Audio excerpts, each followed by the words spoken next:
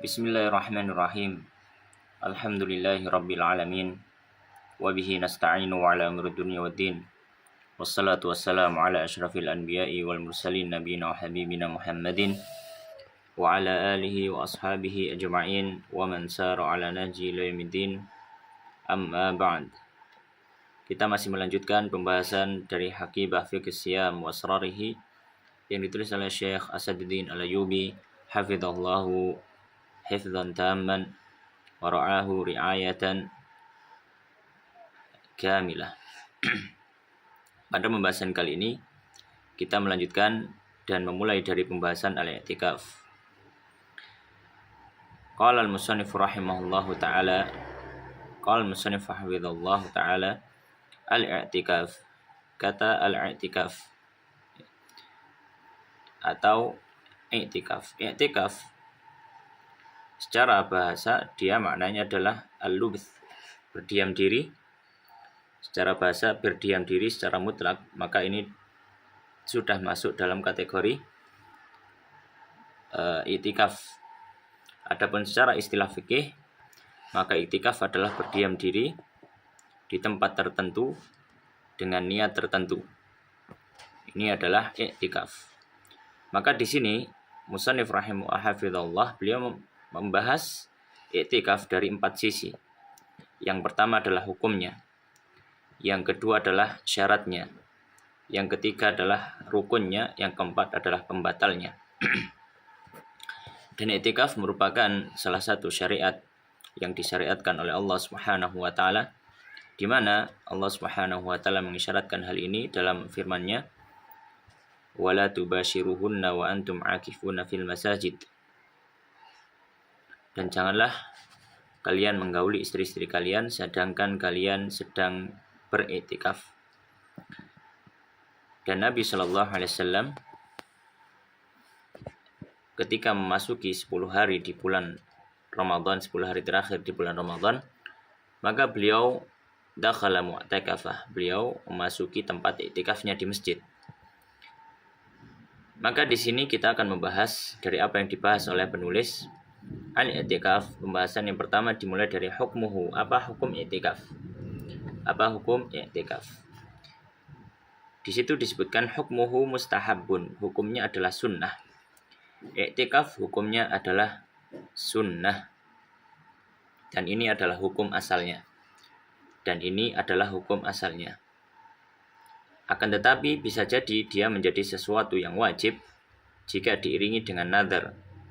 Misalkan seseorang bernadar, jika dia mendapatkan sesuatu hal, maka dia akan beriktikaf selama 1 hari, atau dia akan beriktikaf selama 2 hari.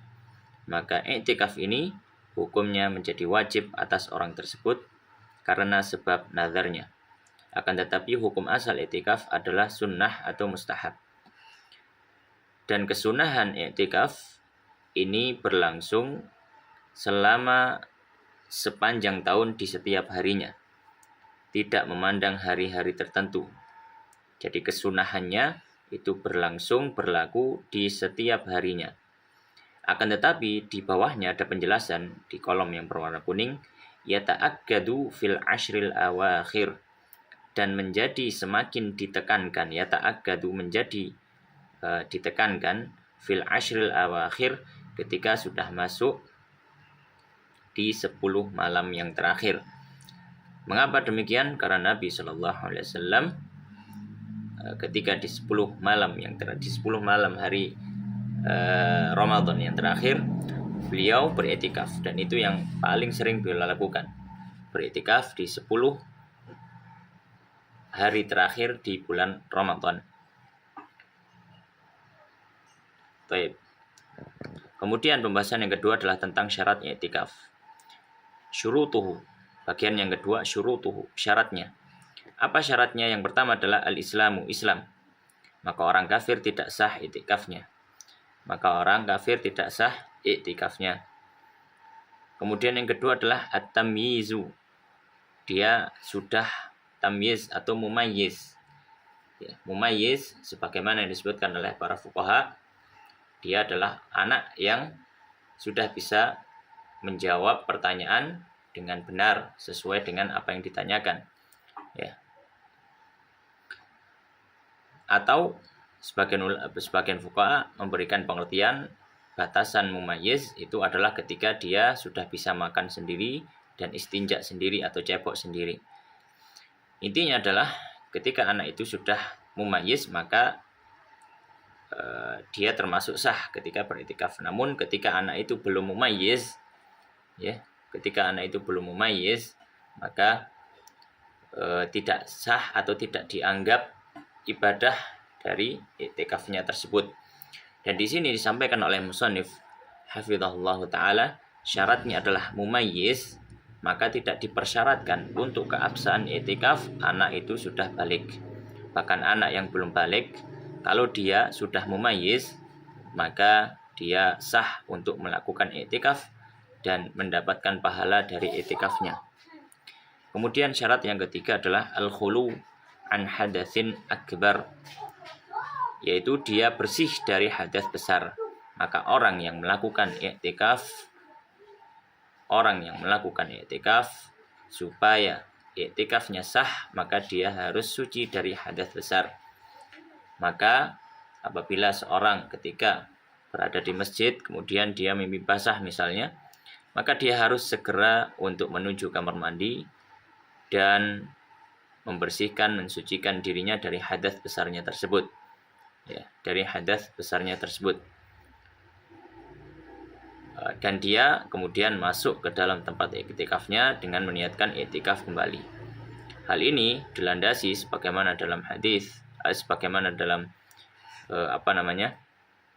sebagaimana dalam ayat disebutkan wala tubashiruhunna wa antum akifuna fil masajid, dan janganlah kalian kahuli istri-istri kalian sedangkan kalian sedang beriktikaf. Baik. Kemudian pembahasan yang ketiga adalah rukun-rukun iktikaf. Maka iktikaf memiliki rukun. Di sini disebutkan arkanuhu, rukun dari iktikaf. Yang pertama adalah al-lubathu, yaitu berdiam diri.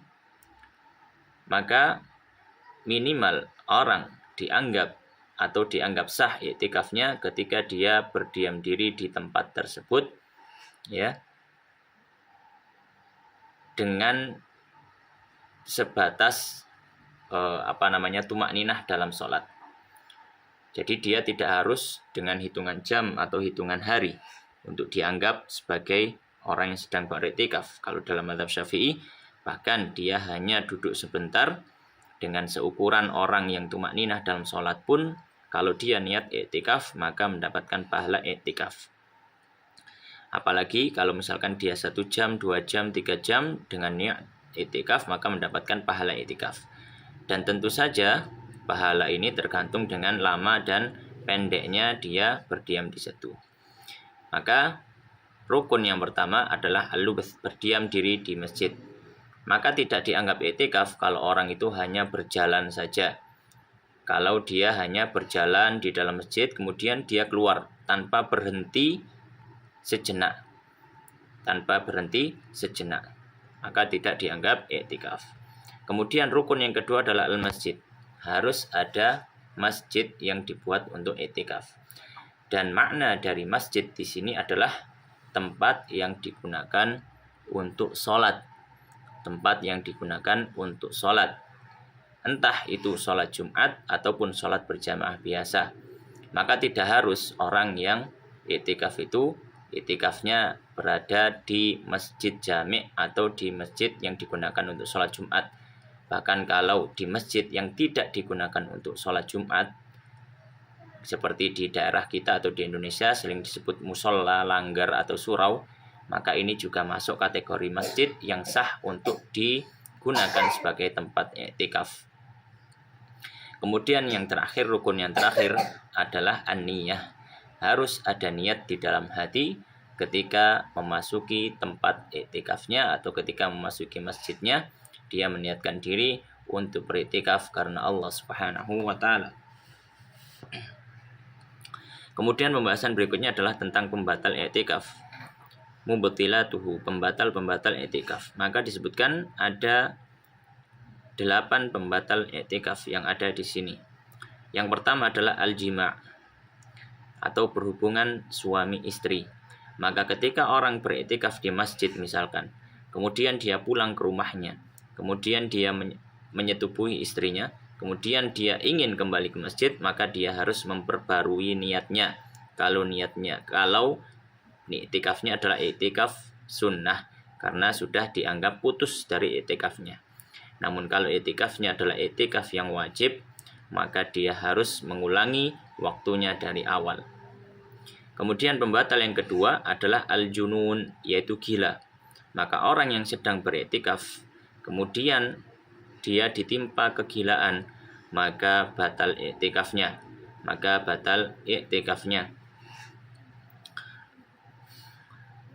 Dalil yang pertama tentang masalah jima' tentu di dalam Al-Quran disebutkan wala tubashiruhunna wa antum akifuna fil masajid.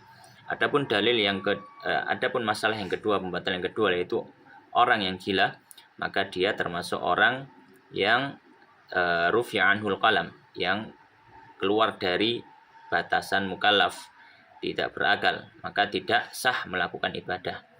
Kemudian yang ketiga adalah al-ighma, yaitu orang yang pingsan, maka ini juga membatalkan iktikafnya. Maka ketika dia sadar dan ingin beriktikaf kembali, dia memperbarui niat iktikafnya. Kemudian pembatal yang keempat adalah as-sakru, atau dia mabuk. Maka orang yang mabuk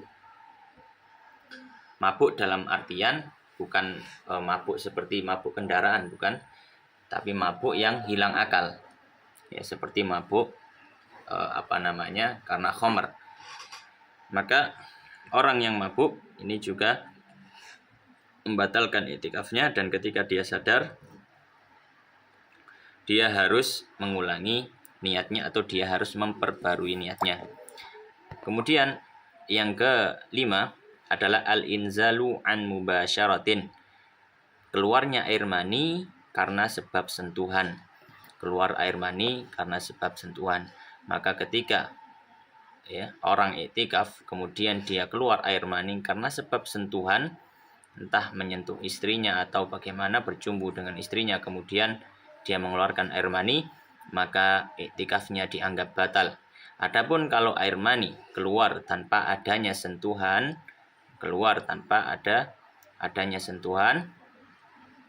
ya, maka dia mandi ketika itu, kemudian dia kembali ke tempat iktikafnya tanpa memperbarui niat, karena dianggap iktikafnya masih tersambung. Tapi kalau dia mau memperbarui niat juga tidak mengapa. Baik. Kemudian pembatal yang keenam adalah al-haid, yaitu mengalami haid bagi wanita. Maka wanita yang sedang iktikaf di masjid, kemudian di tengah iktikafnya dia mengalami atau keluar darah haid, maka iktikafnya batal dan dia tidak boleh berada di masjid. Baik. Untuk dalil masalah keluarnya air mani atau haid besar atau junub, ya, dari mubasyarah tentunya, karena dia semakna dengan jima', ya, dengan jima'. Baik. Kemudian adapun haid, maka secara asal wanita haid tidak boleh berada di masjid, oleh karenanya batal iktikafnya.